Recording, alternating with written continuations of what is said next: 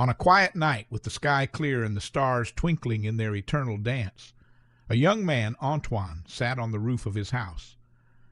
He had always dreamed of seeing a meteor streak across the sky, but that night he wasn't prepared for what he was about to discover. Antoine lived in a small village at the edge of the forest. The locals often spoke of legends, ancient stories about strange events tied to shooting stars. But Antoine, always the rational one, had always dismissed them as mere folklore. Tonight, however, things would change. As he gazed up at the sky, a meteor passed by, shining with an intense glow.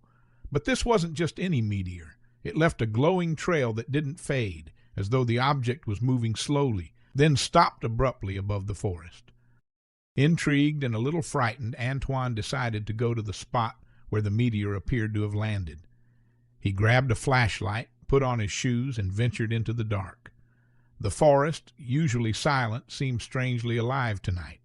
Subtle sounds of breaking branches and visible footsteps.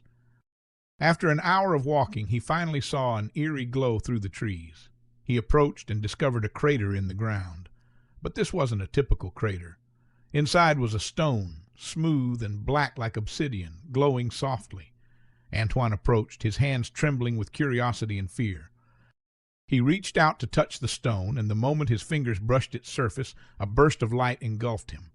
The last thing he heard before losing consciousness was a whisper, an ethereal murmur. "Welcome among us, Antoine." The next morning, the village awoke with no knowledge of what had happened to Antoine.